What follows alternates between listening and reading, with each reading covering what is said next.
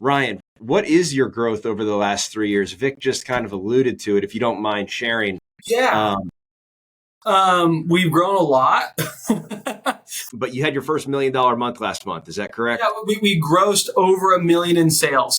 How channel automation's product has actually helped you achieve this, ultimately you're at a, $12.5 million run rate right now, right? Yeah. So the first thing that I'll mention is speed to lead. All right, I'm Greg Cummings, CEO of Power 100. We are back for another Power Chat. This one is exciting because it's going to highlight a great story of growth, trust, and just an outstanding example of if you have a learning mindset, what you can actually achieve when you surround yourself with the right people. I am joined by Ryan Keene, CEO of Mode Renovation, as well as Vic Sun, CEO of Channel Automation. Guys, welcome to the show. Appreciate your time. I know how busy you are. Thanks for having us. Excited, Greg. Good to be here, guys. Vic, I got just a question for you. How much did it play a role of knowing a little bit about Ryan and his experience when it came time to kind of taking him on as one of your earlier clients? Was that a factor, or were you just like kind of, because I know how particular you are when you want to work with your clients. You want to work with the right people, the right mindset, because without that adoption, you just don't really have much, right? A great product loses. So was what played a factor in y'all's early days as far as opening up those beginning conversations? Yeah, I mean, when I had left Reborn, I had known Ryan. We weren't necessarily like very, very close, but we were in the same building. We would say hi to each other. I know his division. I knew, the executives as part of it. And so, he was definitely one of the rising young stars, if not the actual person who did most of the work, to be honest with you. And so, his reputation of being not only young and hardworking and getting the job done, was impressive to me. Because when I was at Reborn as an executive, I really only wanted to get to know the people who were top performers. When I surrounded myself with those individuals. So when I had left, and then a couple of years later he had left Reborn,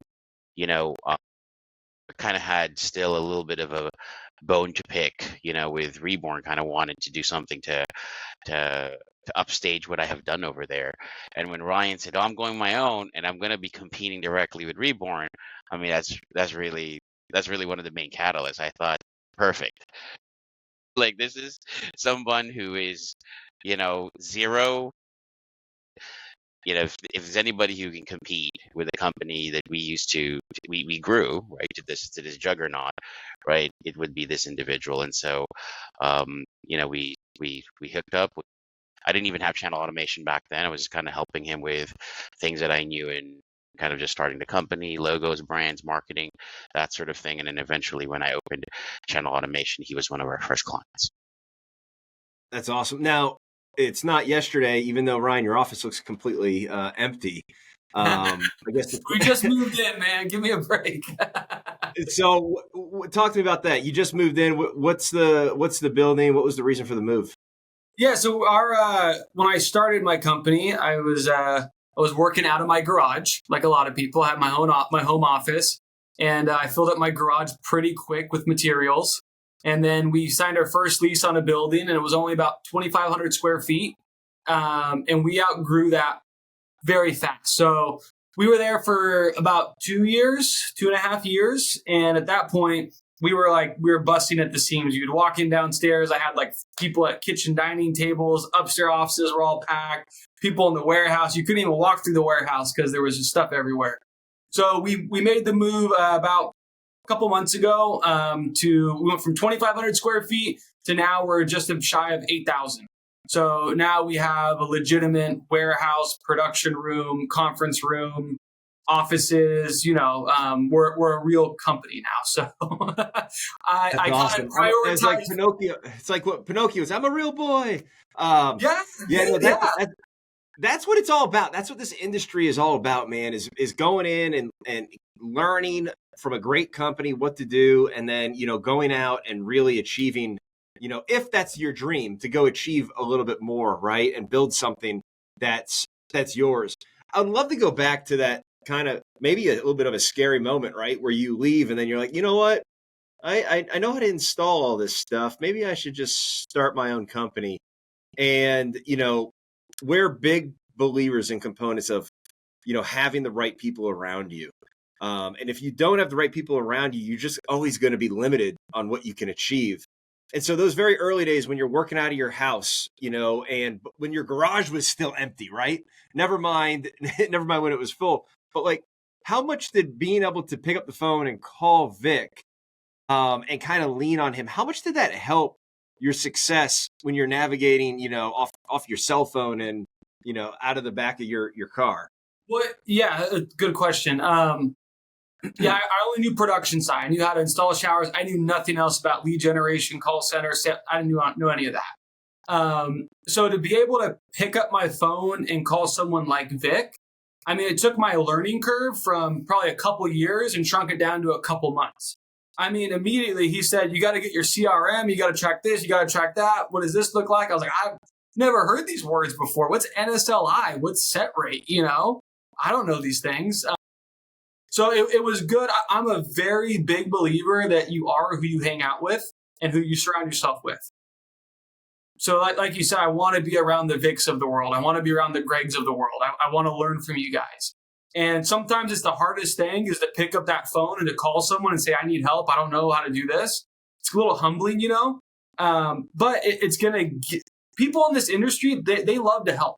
This industry, that you can call anyone in this industry and they will tell you what they did good, what they did bad, what they wish they'd done differently. And same thing, anyone calls me, I'll tell them the truth. I have an abundance mindset. I think there's plenty of work to go around for all of us. So let's all work together and share the things that are working for us. And Vic did that with me. I mean, it was all for fun and for free at first, He just said, yeah, I'd love to help you.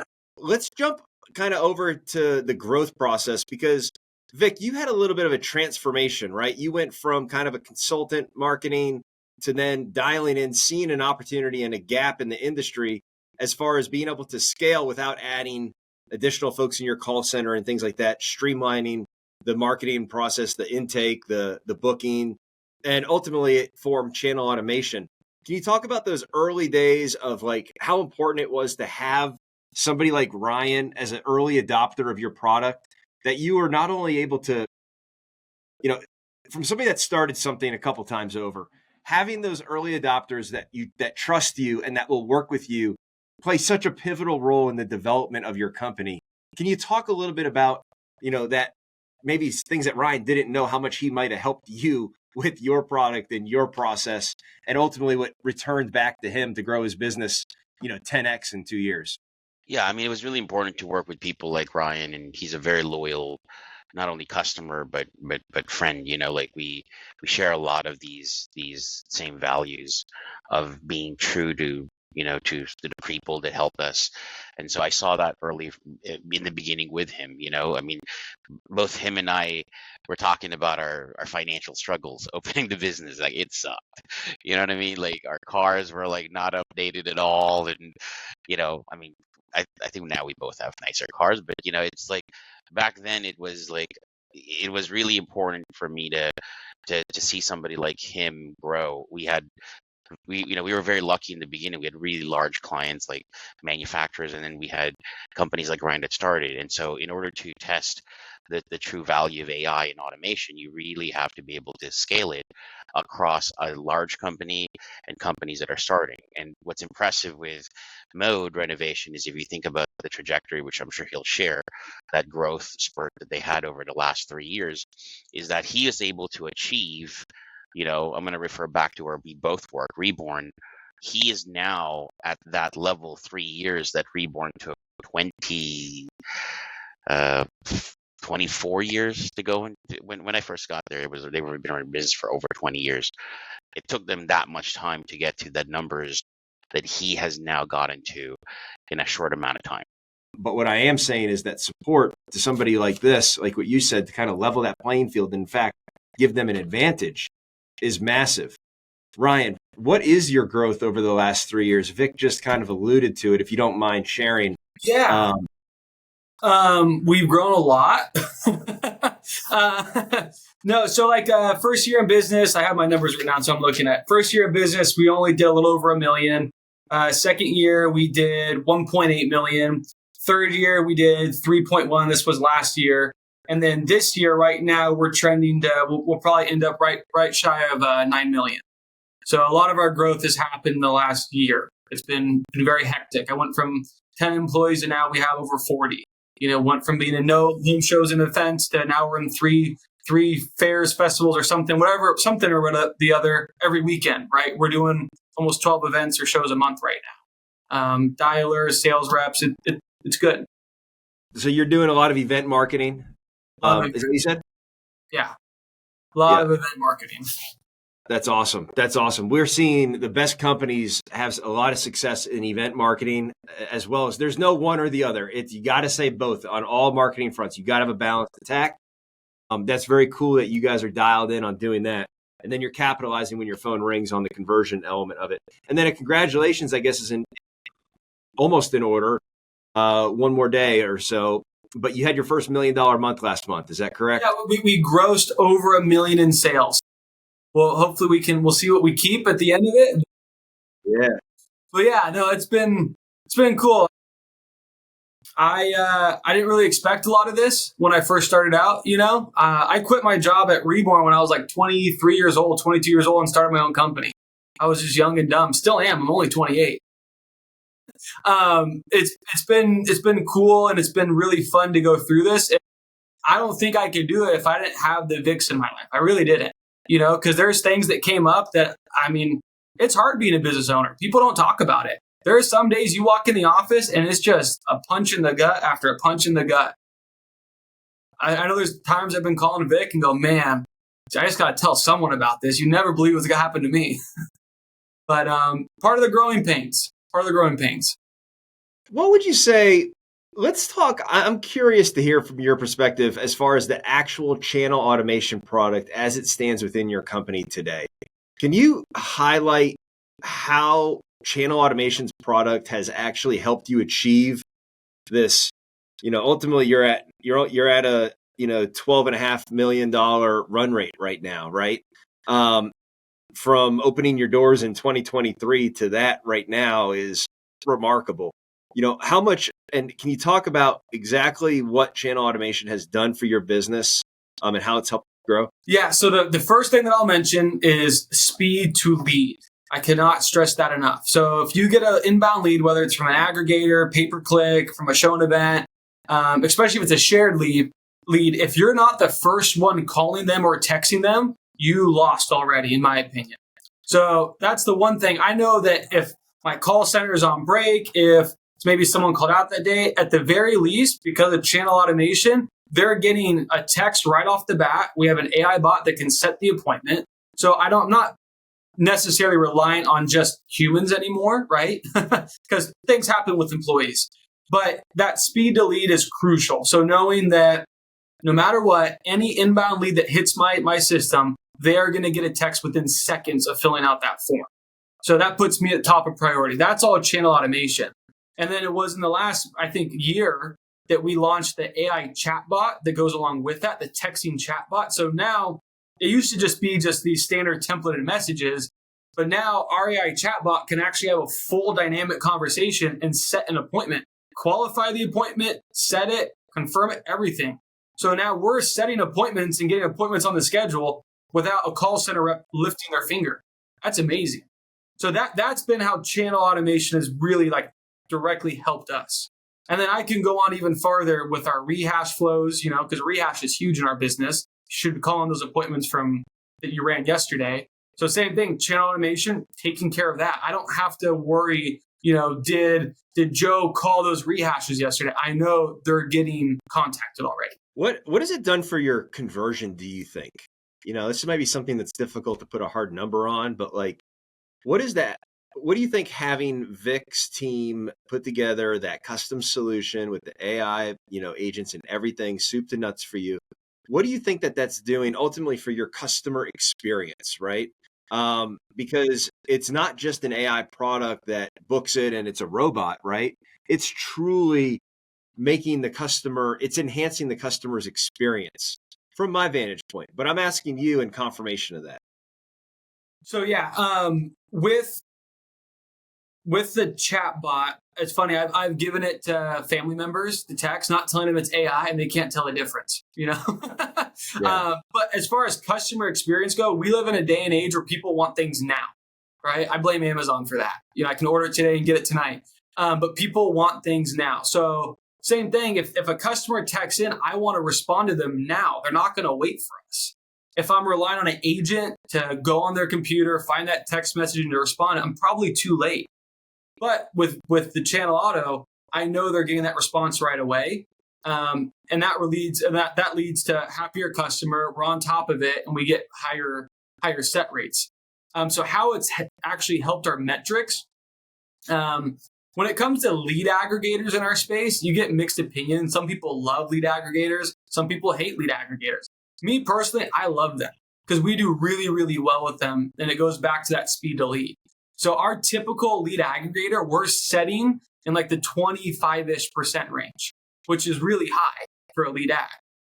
And I contribute that directly to channel automation, the AI chatbot, that we're on top of it, that we're not letting a lead sit in our inbound queue for more than a couple minutes. And it's not only that, it's going on the offensive, right? And I think you said that, but I'm just summarizing it. It's not just we are taking it and pacifying these leads, right? What channel automation is allowing you to do is really take on that offensive approach to start the customer journey, like you said, now. And then what has it done for you on the backside when it comes to referrals and things like that?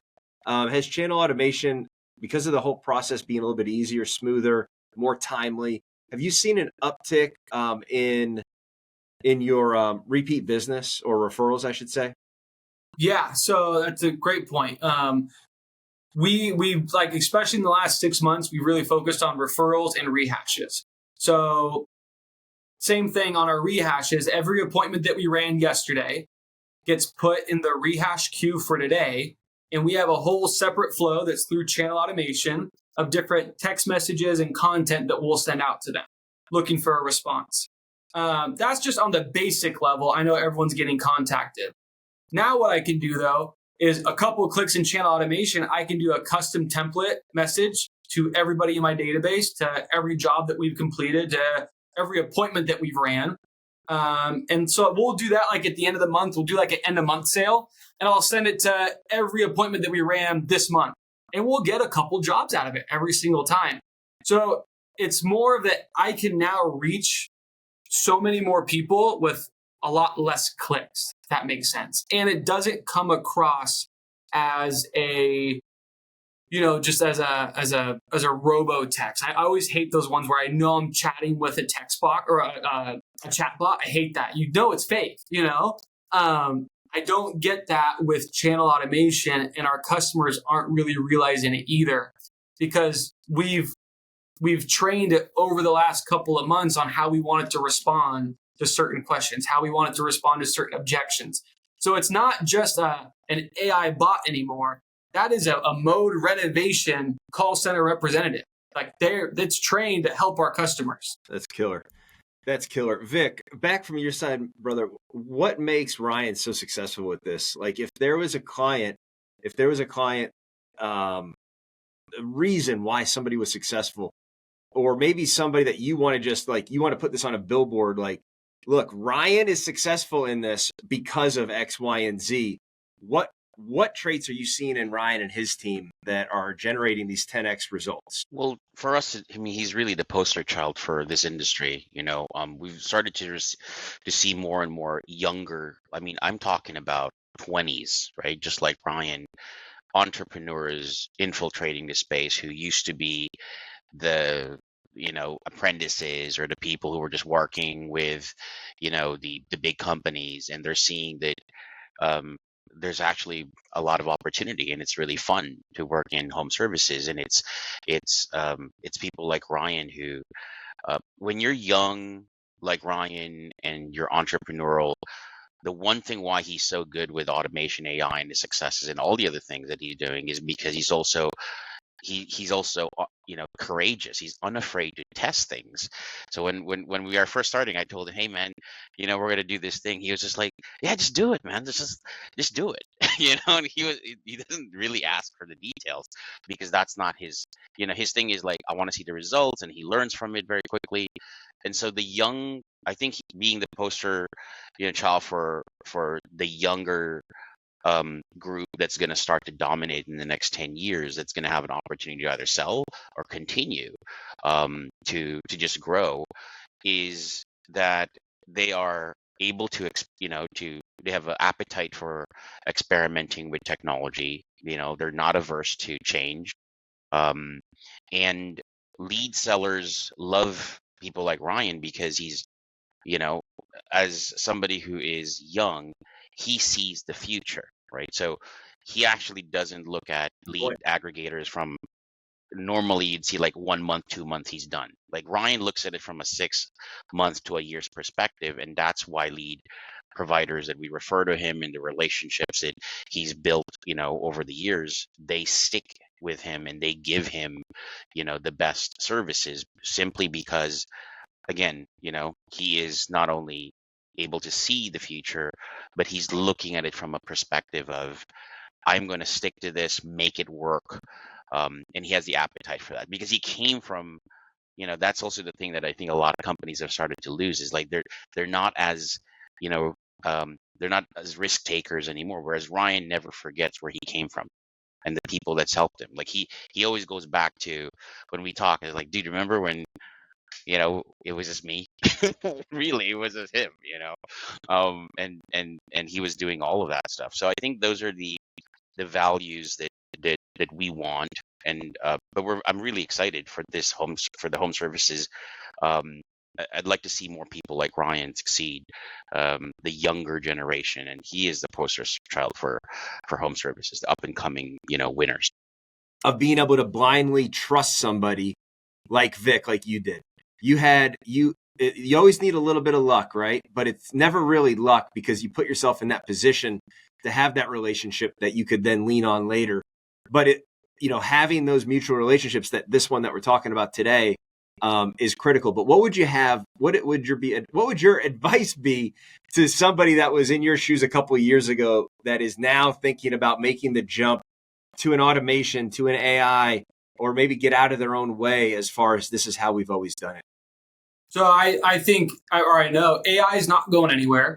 So either you got to hop on, or you're not going to last. Every large company is going to start utilizing it. All the small companies are. It's becoming more readily available. It's becoming easier to. I mean, it's just all around. We are going in the direction of AI. So I saw that. You got to hop on the train. So I would get with the company, get on it now, because otherwise you'll be left in the dust. Vic, bring us home, brother. What are you excited for? Maybe for Ryan and his team, or yourself, and what you guys are doing collectively in 2026. I feel is exciting for the future because his success simply highlights the things that we will do here to go and automate or use the AI to go and it's a great equalizer, AI, so it will allow you to run a business without having to bankrupt your bank because you're spending too much on labor and like lawsuits and all that other stuff that could come from a call center or from marketing and from those sort of things. And so I think it's a bright future, if we can see a lot more people like Ryan succeed. This story was awesome. I hope you guys enjoyed it. Guys, thanks again for taking the time. And as always, I got to do it. Power up.